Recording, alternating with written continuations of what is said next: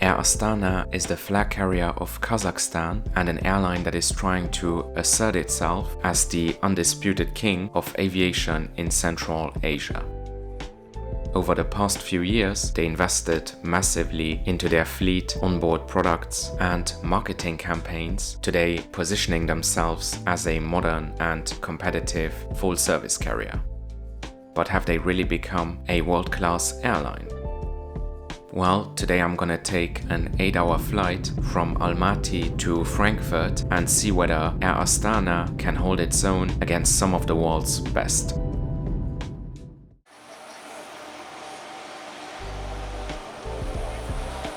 Before we get started, let me welcome any of you that might be new here. My name is Jack and I review airlines and trains all over the world. I also produce casual city tours and other travel-related content.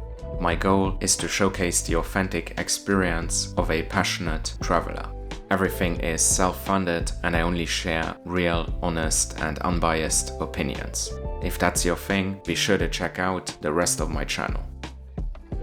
And with that, welcome to Almaty International Airport. Today we are taking KC 221, departing Almaty at the ungodly hour of 1:30 AM and arriving in Frankfurt at 6:55. Flight time will be 8 hours and 25 minutes, which is much longer than it should be, but more on that later. Almaty International Airport, or ALA, is the busiest airport in Central Asia with over 11 million annual passengers. You can easily get here by municipal bus, which is what I did. The journey from downtown Almaty takes about an hour due to traffic and it will set you back 200 Kazakh tenge if you pay cash.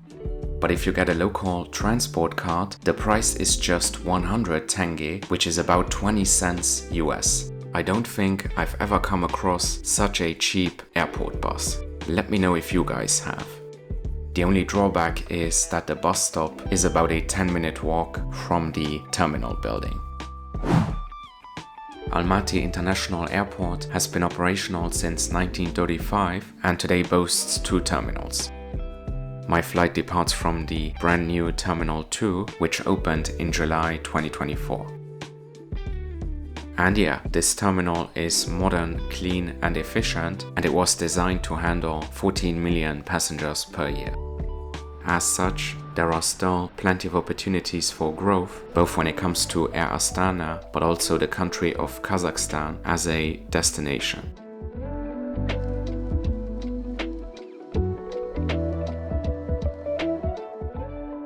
Apparently, this terminal had quite a few organizational issues when it opened last year, and I saw some fellow aviation YouTubers complaining about the chaos at ALA Airport, but I am pleased to report that as of July 2025, the problems seem to have been solved.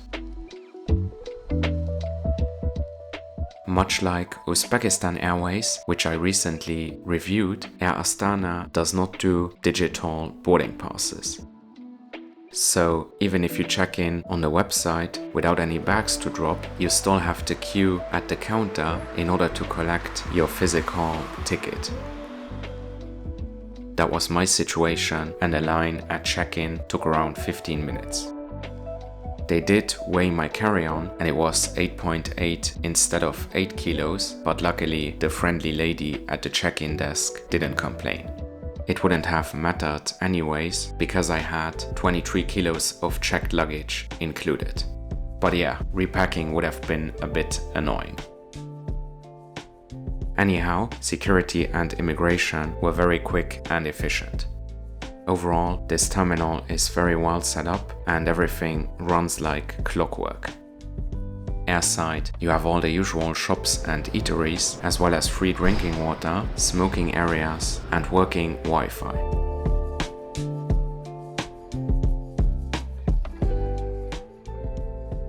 I got some beer at a sports pub and it wasn't cheap for Kazakhstan, but very welcome at this late hour. So, time to talk a bit about Air Astana, an airline with plenty of ambition and a highly interesting evolution. named after the nation's capital, Air Astana commenced operations in 2002 and has since witnessed tremendous growth. As a national flag carrier, they were initially owned 51% by the Kazakh government and 49% by British aerospace and defense conglomerate BAE. Since 2024, however, they have been a dual-listed company on both the London and Kazakh stock exchanges. Their current fleet consists mostly of Airbus A320s and A321s, as well as a few older Boeing 767s. Those will be replaced by Dreamliners in the near future. Air Astana today flies to many destinations in Europe and Asia, and interestingly enough, they voluntarily stopped flying to, from and over Russia, making several journeys, including mine, considerably longer. Anyhow, they are expanding rapidly in a bid to compete on a global level.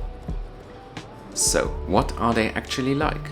Well, let's get on board and find out, shall we? My ride to Germany today is a 3-year-old Airbus A321neo LR, LR standing for long range. Air Astana has 11 of those, and with a range of 7,400 kilometers, it's the ideal aircraft for most of their longer routes. Boarding was relatively efficient, and I soon made my way through the jet bridge onto the plane.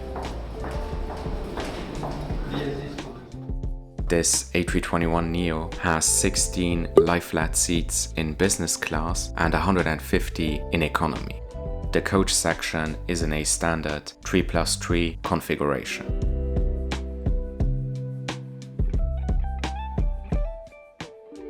I am sitting in 43 kilo today, and I have to say that when it comes to narrow body planes, this is pretty top-notch. The legroom is generous, and the headrest is very comfortable, and it can be easily adjusted. USB ports and power outlets are also present.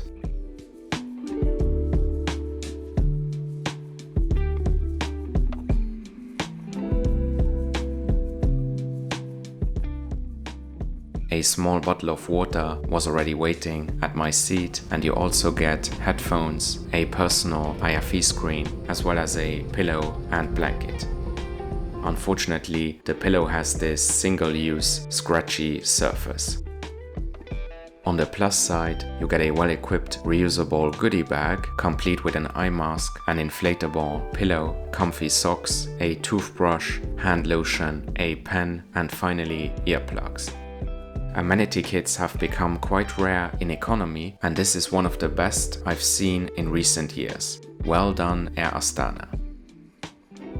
I also wanted to mention that Air Astana has one of the coolest safety videos in the air right now, showcasing Kazakh culture in a humorous and artistic way.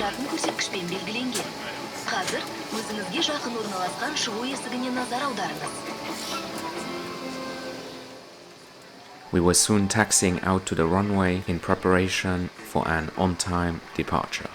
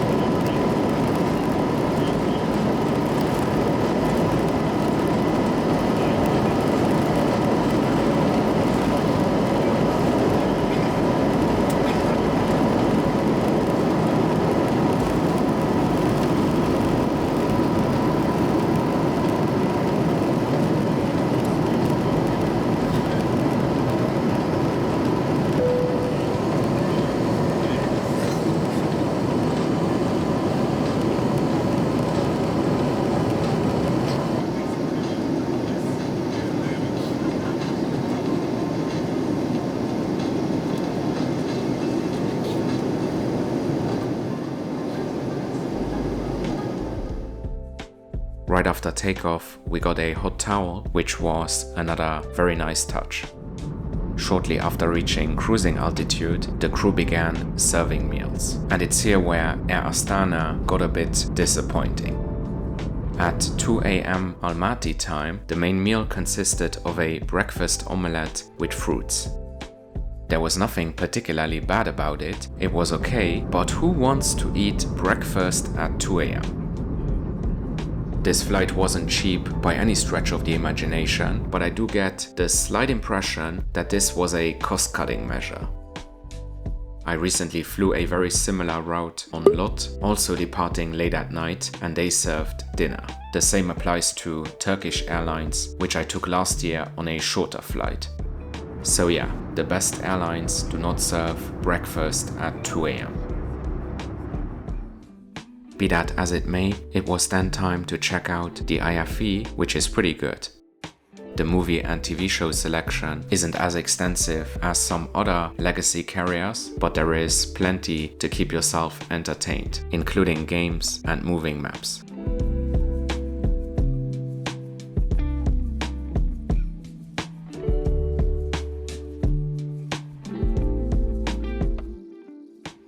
I ended up watching No Country for Old Men before getting some well-deserved sleep. A few hours later, I woke up over Bulgaria. As a result of avoiding Russian airspace, today's flight path was quite a bit longer than usual as we flew over the Caspian Sea, Azerbaijan, Turkey and the Balkans before getting to Germany.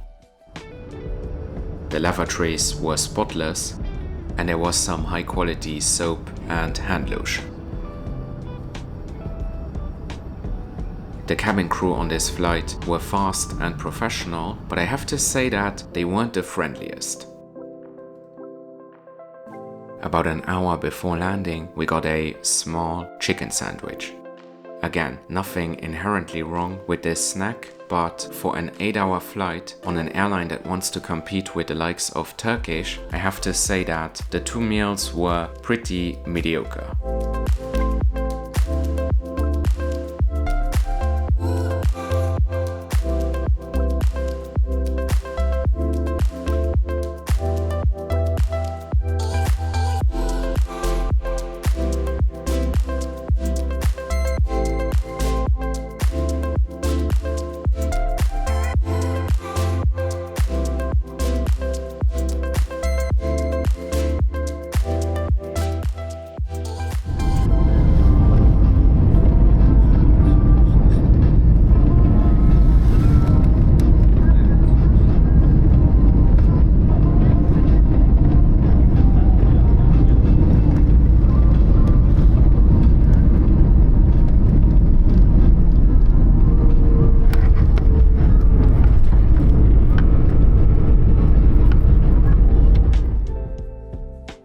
We landed in Frankfurt at 6:50 AM, 5 minutes ahead of schedule.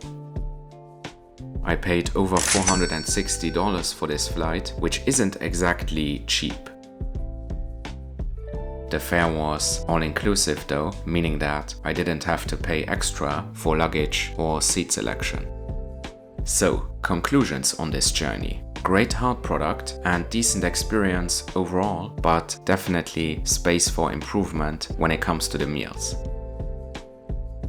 Now, let's get back to the original question. Is Air Astana a good airline? In my humble opinion, yes they are. They have certainly become very competitive, but they are also not world class. Not yet, at least. Anyhow, let me know your opinion down below. As always, thanks very much for watching and see you in the next one. Goodbye.